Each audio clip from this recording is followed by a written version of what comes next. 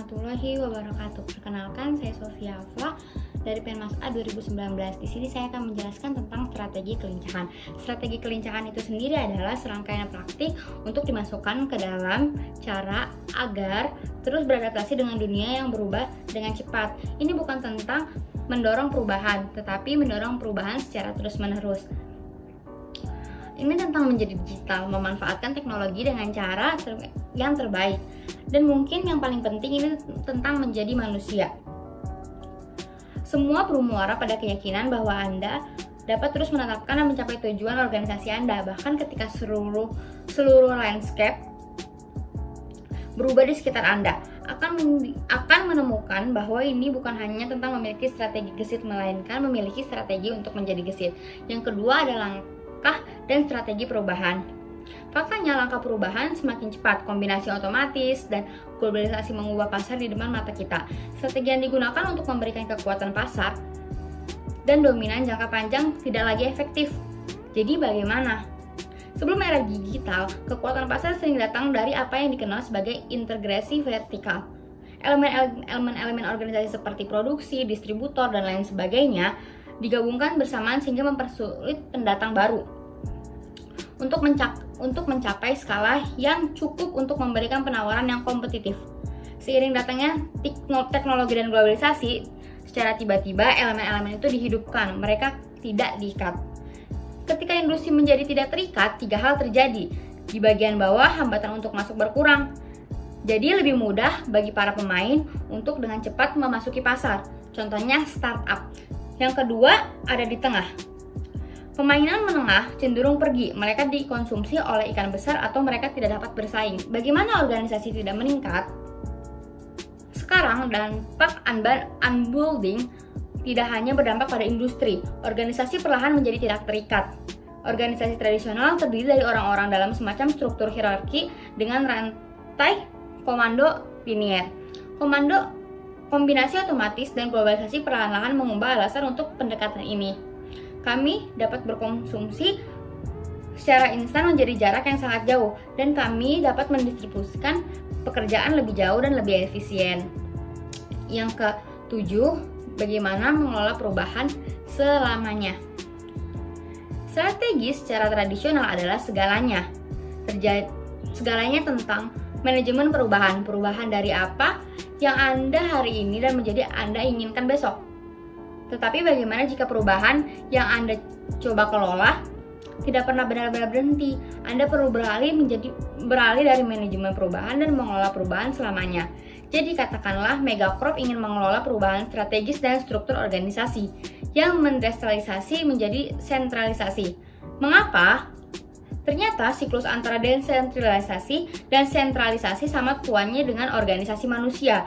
Organisasi yang terdesentralisasi cenderung lebih gesit, tetapi manajemen puncak sering merasa gugup karena tidak dapat melakukan kontrol yang cukup. Organisasi yang terpusat cenderung berkomunikasi lebih cepat, tetapi hierarki mereka yang kaku berarti mereka tidak dapat bergerak dengan cepat. Yang benar bukankah sentralisasi atau desentralisasi yang sempurna? Jadi organisasi dalam skala apapun seringkali terus-menerus berputar antara terpusat dan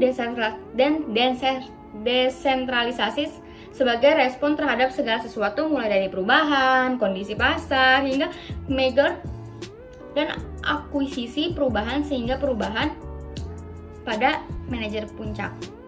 Kemudian ada memahami ketangkasan. Yang pertama adalah tujuan ditetapkan berdasarkan kebutuhan satu atau lebih konsisten seperti pelanggan dan mitra. Sebuah organisasi yang gesit tidak pernah melupakan kebutuhan konsisten itu dan kedua, pengambilan keputusan yang gesit diperlakukan sebagai olahraga tim. Kolaborasi harus efektif mungkin selama periode perubahan yang cepat. Yang ketiga, proses pengambilan keputusan memberdayakan orang-orang dalam organisasi sedalam mungkin.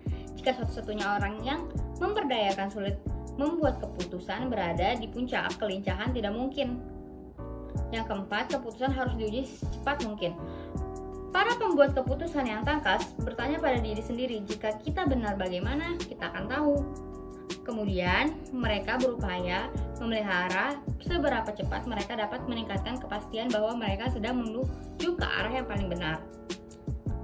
Budaya dan ketangkasan organisasi. Yang pertama, yang tidak ingin didengar oleh banyak ahli strategi organisasi adalah sudah ada budaya organisasi yang ditentukan oleh tindakan semua individu dalam organisasi. Yang kedua, beberapa organisasi memiliki banyak budaya. Yang ketiga, budaya yang akan hampir mustahil untuk diubah. Sejajarkan kegiatan dengan sasaran strategis. Bagaimana Anda memastikan bahwa pekerja mengikuti proses yang dioptimalkan untuk mencapai tujuan strategis organisasi? Jawabannya adalah keselaraan. Bagaimana merangkul budaya resiko? Ada 3 hal yang paling perlu dilakukan oleh pekerja dan manajer untuk mempercepat proses mendorong pengambilan resiko. Yang pertama, berizin. Yang kedua, menerima kegagalan.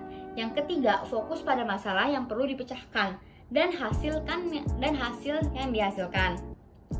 Model perilaku adaptif. Ternyata orang tua dalam pemimpin organisasi memiliki tantangan yang sama.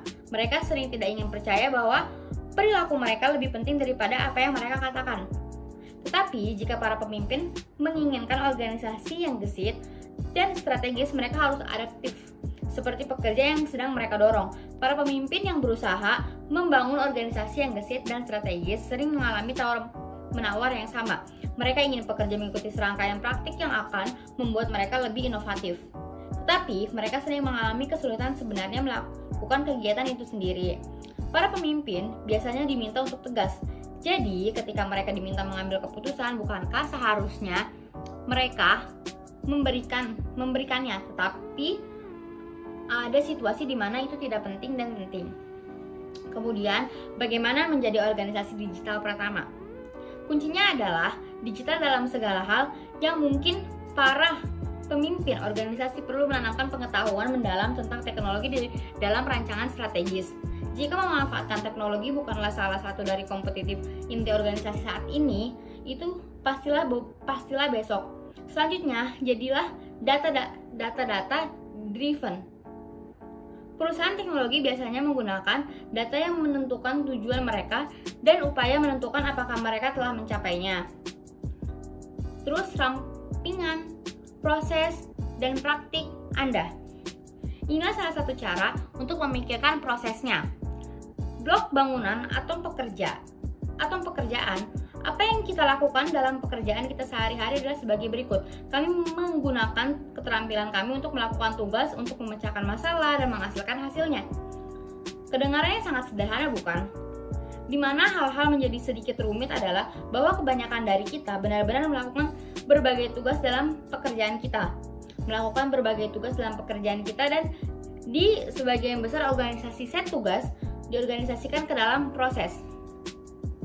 Bagaimana organisasi dapat bekerja dengan baik? Organisasi tradisional biasanya memiliki satu tujuan, untuk meningkatkan nilai pemegang saham. Tetapi itu secara strategis, membatasi bagi banyak orang. Mengapa? Jika pemegang saham tradisional adalah konstituen inti dari sebuah organisasi tradisional dengan mengesampingkan semua yang lain, mereka akan menuntut agar organisasi menghasilkan keuntungan.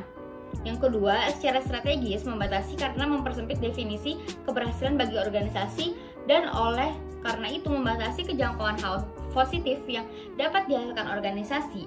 Jadi, mari kita bayangkan bahwa tujuan dasar organisasi sebenarnya untuk memenuhi kebutuhan berbagai pemangku kepentingan, termasuk pelanggan, karyawan, mitra, komunitas, dan lain sebagainya.